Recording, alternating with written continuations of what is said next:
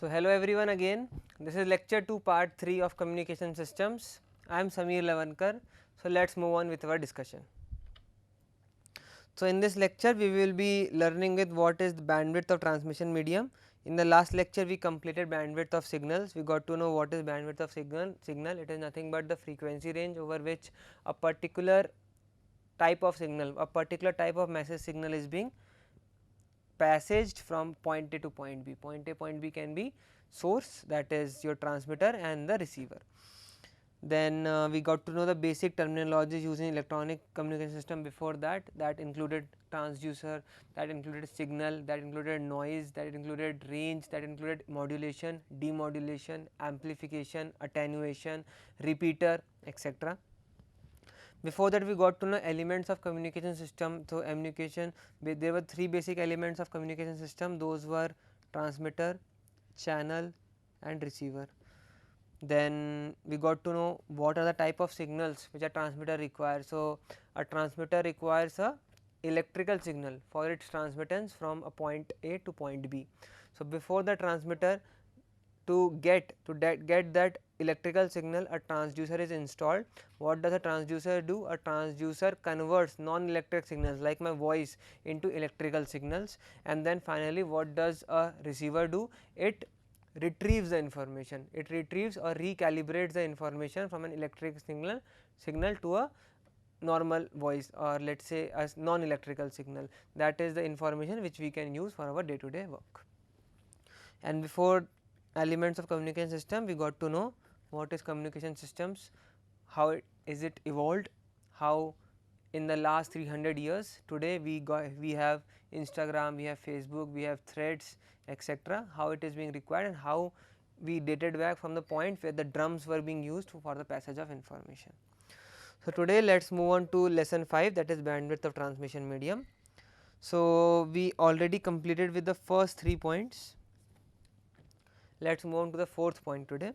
So, communication through free space using radio waves takes place over a very wide range of frequencies, from a few to 100 of kilohertz to a few gigahertz. Just to iterate to you again,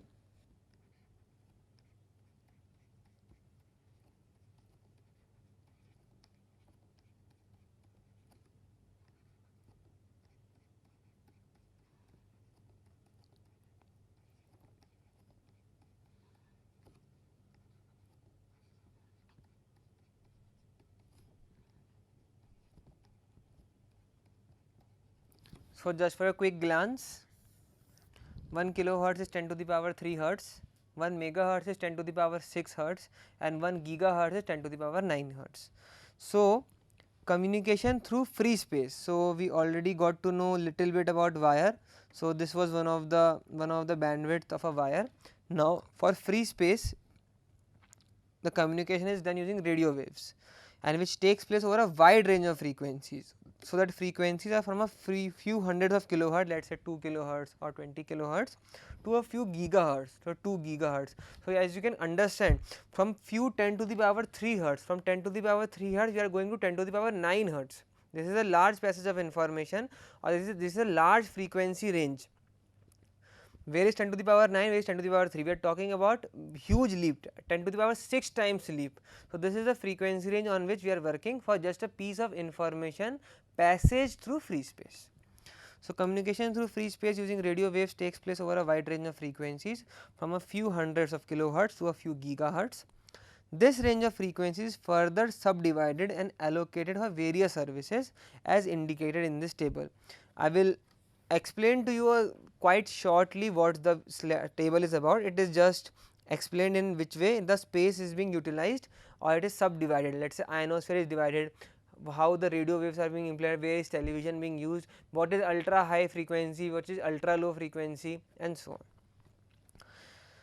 Next is optical communication using fibers is performed. So, next also fire is done, free space is done, next is fiber optic cable. So, optical communication using fibers is performed in the frequency range of 1 terahertz. Terahertz is much more than gigahertz. So, optical communication using fibers is performed in the frequency range of 1 terahertz to 1000 terahertz, that is microwaves to ultraviolet. So, this is the frequency range for microwaves and ultraviolet range. Next is an optical fiber can offer a transmission bandwidth in excess of 100 gigahertz, more than, so the bandwidth of a optical fiber is in the range of 100 gigahertz or even more than 100 gigahertz. Spectrum allocations are arrived at by an international agreement. This is just for your information, nothing to memorize in this, just to understand that spectrum allocation, because anyone in internationally can disrupt. They will say that only 99 to 100 gigahertz is my work. Let us say Australia says that 99 to 101 is mine, but what if India disrupt by saying no, 100 to 102 is mine, then there will be a frequency range in which both Australia and India are working. So to maintain the dignity among all the countries, to maintain the passage of information to be same, to maintain equality among all, it is already been divided internationally by groups. Who are these groups? The International Telecommunication Union administers this work. So, spectrum allocations are arrived at by an international agreement. The International Telecommunication Union administers the present system of frequency allocations. Let us move on to the next slide now. So, this was the table which was being iterated in this point here. So, just to understand, nothing to learn here, let us just understand. So, there is a standard AM broadcast, standard AM broadcast, as in the amplitude modulation broadcast is being done here. The frequency bands are ranging in ranges of kilohertz. As you go down, the frequency ranges keeps on increasing. Next is FM broadcast. FM is FM radio, which you got to hear in your day to day life, that is in the range of 88 to 108 megahertz. As you can see, from a standard AM to a FM, there is a giant leap even in FM to AM to FM also. Next is television, we know television. So, now just look over these points here. So, what does VHF TV, UHF TV tells us? VHF is very high frequency, UHF is ultra high frequency. Then cellular mobile radio has even more frequency bands. It is in the range of 896 to 901 or 840 to 935. Nothing to memorize here, just to understand the concept of how with the change in the picture quality, or how with the amount of information to be circulated from point A to point B, the frequency range has to be increased. Only this concept is being told using this table. So, this is from mobile to base station, this is from base station to mobile, and finally satellite communication has a frequency band of 3.7 to 4.2 gigahertz. So, this was only the concept, small concept here. Let us move on to the new slide, that is propagation of electromagnetic waves. So, in this concept we will get to know many different types of waves, how are these being used, ground wave, space wave, sky wave, how are these being implemented, how it is being used for the passage of information from point A to point B, where it is applicable, can it be applicable everywhere, does it have some bandwidth limitation or all. So, we will get to know everything regarding ground wave, we will get to know about sky wave, etc. in this lecture. So, now next is propagation of electromagnetic waves. So, in communication using radio waves, an antenna at the transmitter radiates the electromagnetic waves. Quite evident that there will be antennas are required, are informative for this concept only. So, in communication using radio waves, an antenna at the transmitter. So, please understand that antenna is being kept at the transmitter only. Radiates, what does it radiate? It radiates electromagnetic waves, also known as EM waves. What is an EM wave? Yeah, it is anything which is electrical plus magnetic, it is an EM wave which travel through the space and reach the receiving antenna at the other end. So, let us say if I draw an antenna,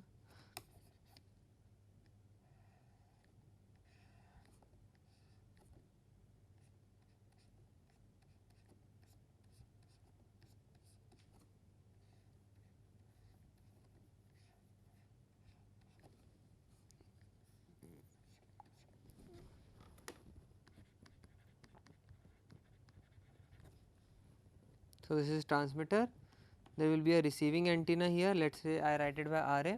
So, just the passage of information between these two is being done using electromagnetic waves. So, EM waves are being used.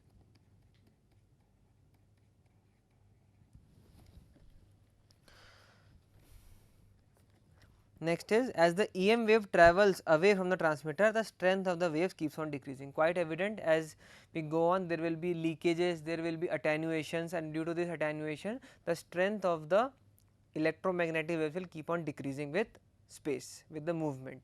So it will decrease. What will decrease? Actually the amplitude of that waves, the amplitude of that, let us say if it is a sinusoidal wave, and the amplitude of that wave will keep on decreasing.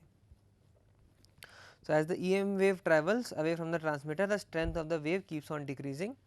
Several factors influence the propagation of EM waves and the paths they follow. So first we will get to know what are these factors applicable for the propagation of EM waves.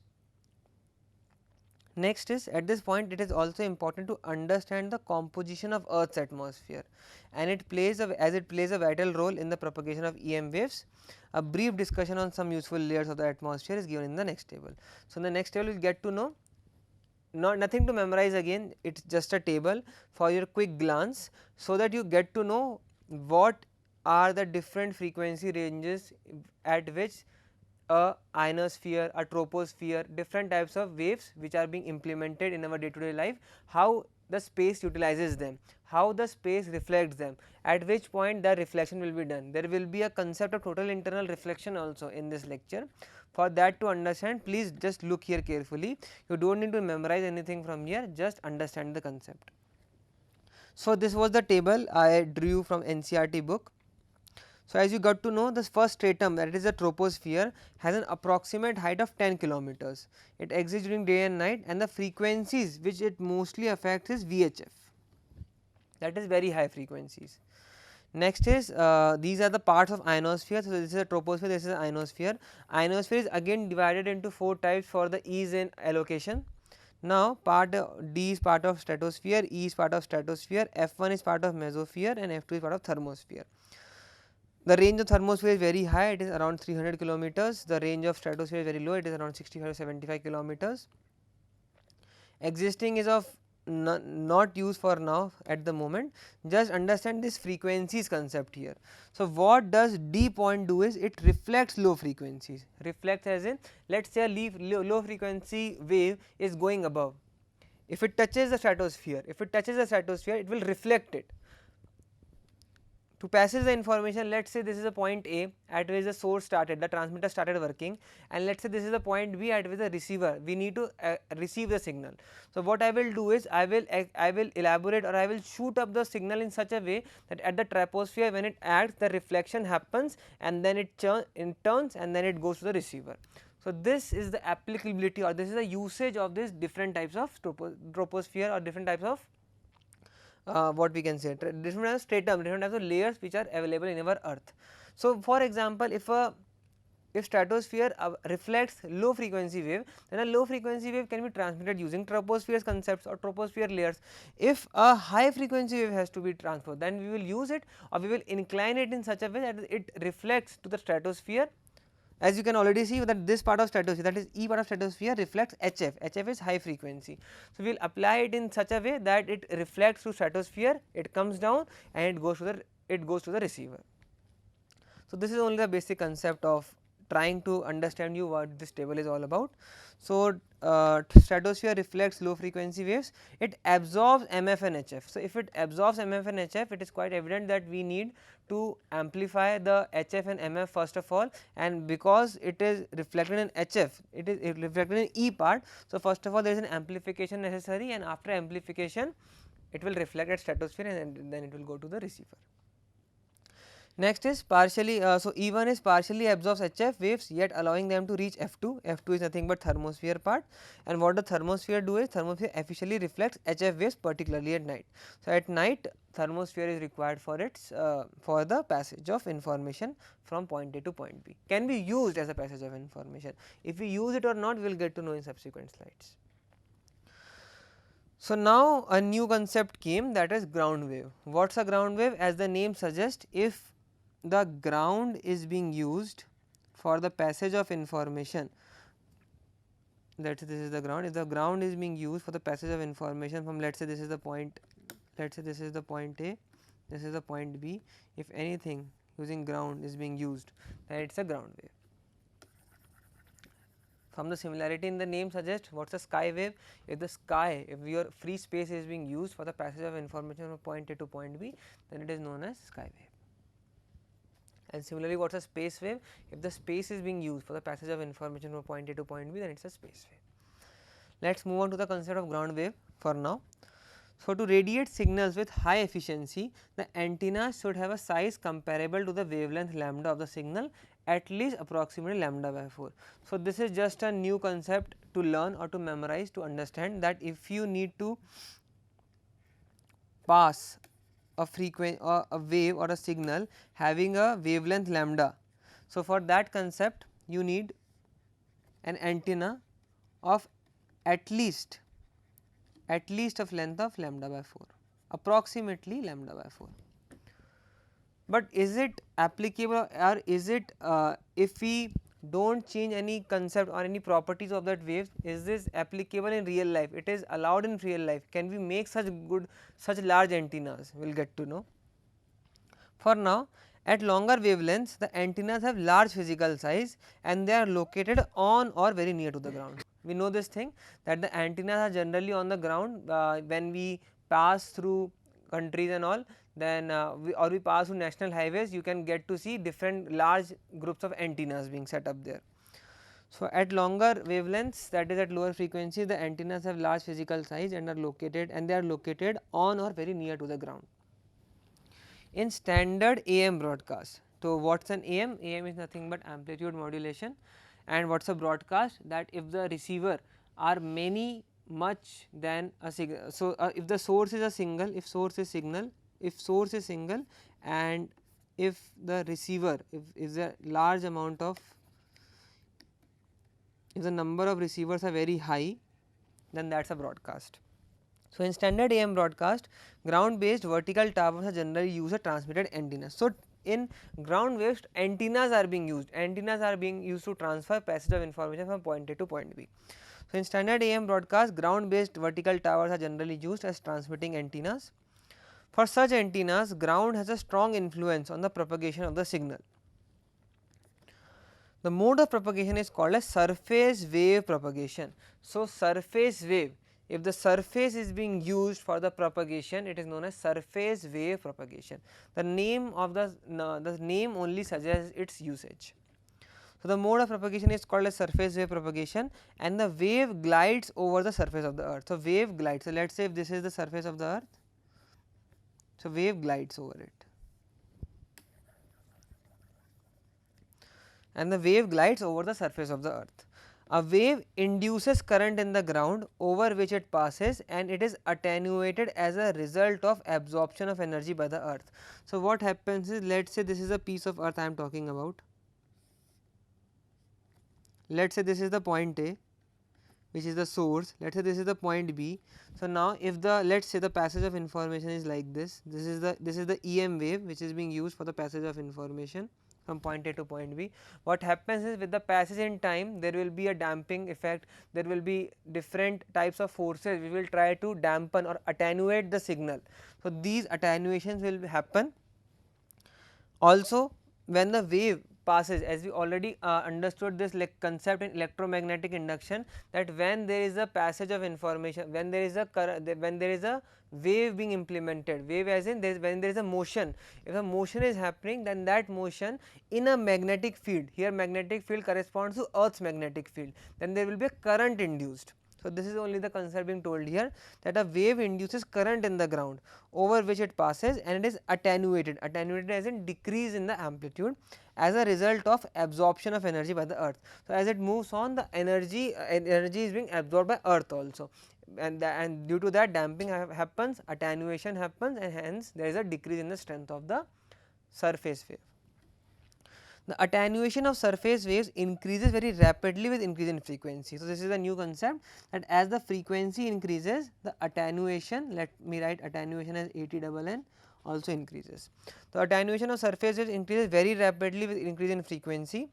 The maximum range of coverage depends on the transmitted power and frequency. It is just a point here, the maximum range of coverage. What is maximum range of coverage? We already I told you in the concept when we were talking about maximum basic terminology. So, range is nothing but with sufficient strength the maximum range or the maximum distance a piece of information can be transmitted from a transmitter to a receiver with sufficient strength is nothing but the range.